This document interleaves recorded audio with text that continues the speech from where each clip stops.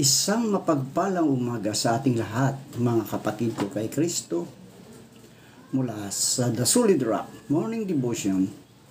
Isang kagalakan na muli tayo ay makapagbulay-bulay sa salita ng Panginoon sa umagang ito. Mga ilang minutong pagninilay-nilay na naway maging simula ng ating araw na may kagalakan, kapayapaan, at panibagong lakas mula sa Panginoong Hesukristo.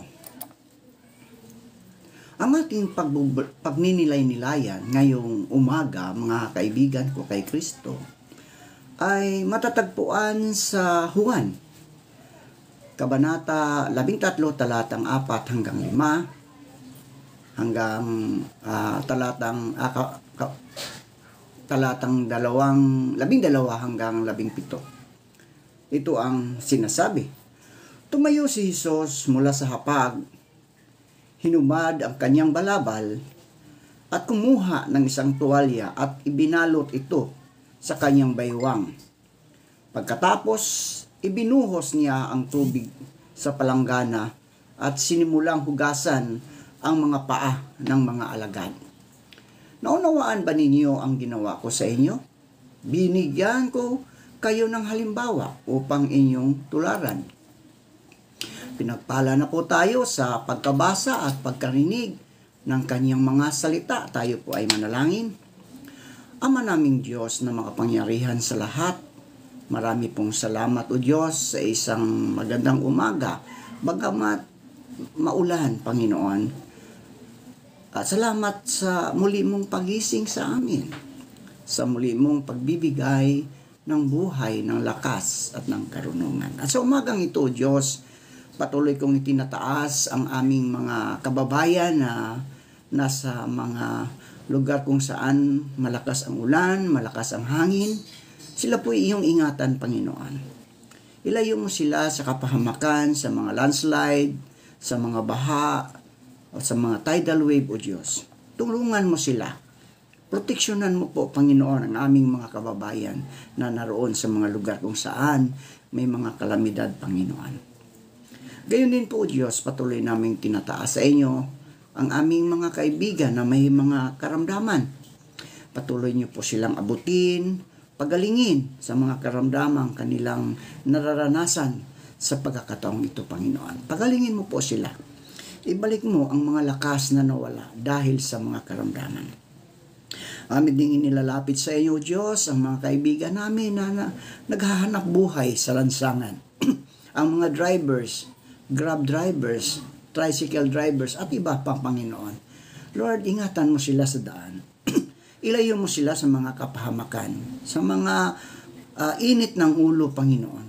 Bigyan mo sila ng kapayapaan sa kanilang mga puso upang makapaghanap buhay sila ng maayos ayon sa kanilang ginagawa, Panginoon. Lord, sa umagaring ito, patuloy kong itinataas sa inyo ang mga kaibigan namin na may mga suliranin sa buhay. Ikaw, Diyos, ang magpayapa sa kanilang mga puso. Ikaw, Diyos, ang siyang pumagitna upang ang kapayapaan ay maghahari sa bawat puso ng mga anak mo, Panginoon. Panginoon, dalangin ko rin, o Diyos, ang mga kaibigan naming nasa ibang bansa, ang mga nag-migrate, patuloy mo silang ingatan, gamitin mo sila, Panginoon, para sa iyong ubasan na maibahagi ang iyong mga salita ng kaligtasan.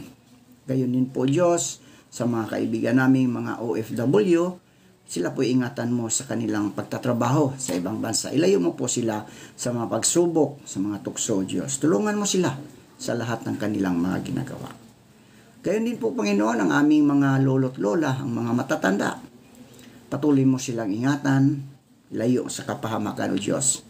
Tulungan mo sila upang sila, o Diyos, ay patuloy na makapaglingkod sa kapwa at sa inyo, Panginoon.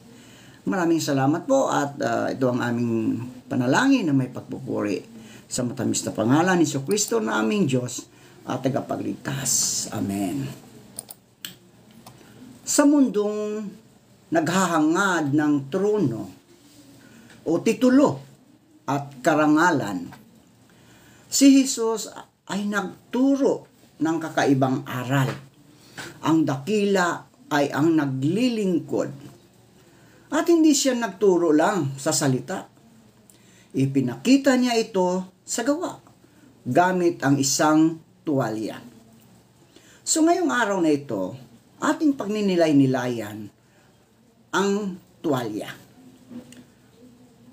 Tuwalya ba ang dala mo, kaibigan, o korona? Handa ka bang yumuko upang maghugas ng paa? Ang tuwalya ay simbolo ng pagpapakumbaba, mga kaibigan. Ang hugasan ng mga paa ay gawain para sa alipin.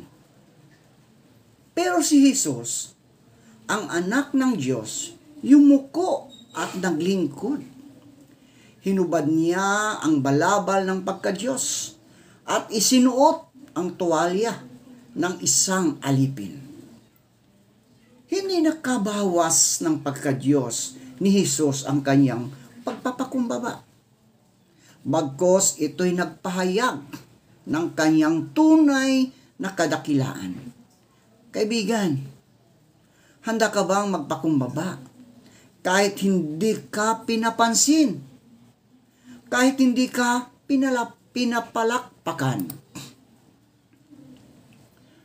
Ang sinumang nagpapakumbaba ay itataas ng Diyos ayon sa Lucas, Kabanata 14, talatang 11. Ang tuwalya ay simbolo ng malinis na paglilingkod. Malinis na paglilingkod. Hindi lang paglilingkod ang ginawa ni Jesus. Ito ay malinis, taos-puso at walang bahid ng pagmamataas. Hinugasan niya pati ang mga paa ni Judas, ang taong magkakanulo sa kanya. Ang tuwalya ng Kristiyano ay isang paglilingkod kahit mahirap, kahit masakit, kahit hindi suklian. Kaibigan, sino ang Judas sa buhay mo na kailangan mo pa ring pagsilbihan ng may kabutihan? Ayon nga sa Matthew 5, talatang 44, ibigin mo ang iyong kaaway. Ibigin mo ang iyong kaaway. Ang tuwalya ay simbolo ng pagtuturo ng halimbawa. Sinabi ni Jesus, ginawa ko ito bilang halimbawa. Gawin ninyo rin ito sa isa't isa. Hindi sapat ang kaalaman sa salita ng Diyos. Dapat ay makita ito sa ating mga buhay at kilos. Ang totoong tagasunod ni Kristo, mga kaibigan, ay hindi lang nagtuturo ng mabuti, kundi gumagawa ng mabuti. Di ba, kaibigan? Ano ang mas nakikita ng iba sa iyo, kaibigan? Ang tuwalya ba o ang trono?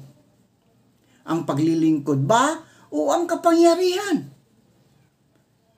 Ayon sa Mateo 20, talatang 28, hindi ako naparito upang paglingkuran, kundi upang maglingkod. Napakalinaw ang sinasabi sa Mateo. Hindi ako naparito upang paglingkuran, kundi upang maglingkod.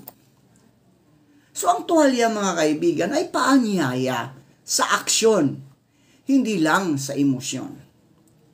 Sa bawat simbahan, marami ang humahanga kay Jesus, pero kakaunti ang gumagaya sa Kanya. Ang tuwalya ay paalala. Paalala ang pananampalataya ay may kasamang gawa. Hindi sapat ang amin lang. Hindi sapat ang amin lang. Kailangan ng aksyon. Aksyon. So ang tunay na Kristiyano ay may tuwalya sa baywang. Hindi lang Biblia sa kamay. Kaya kaibigan, kailan ka huling naglingkod ng walang reklamo? Kailan ka huling naglingkod na walang reklamo? ang sinumang ibig maging dakila sa inyo ay dapat maging lingkod ng lahat. Ayon diyan sa Marcos Kabanata 10, talatang 43. So, kaibigan, ang mundo ay humahanga, no? Ang mundo ay humahanga sa trono, sa ginto, sa posisyon. Pero kaibigan, sa kaharian ng Diyos, ang pinakadakila ay may tuwalya sa baywang at palanggana sa kamay. Hindi tinawag ng Diyos ang bawat isa para maging bisita sa simbahan, di ba?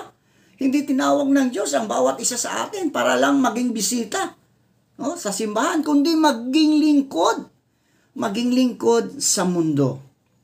Ayon nga sa Juan 13, talatang 17, kung naunawaan ninyo ito, kayo ay pagpapalain kung ito'y inyong gagawin.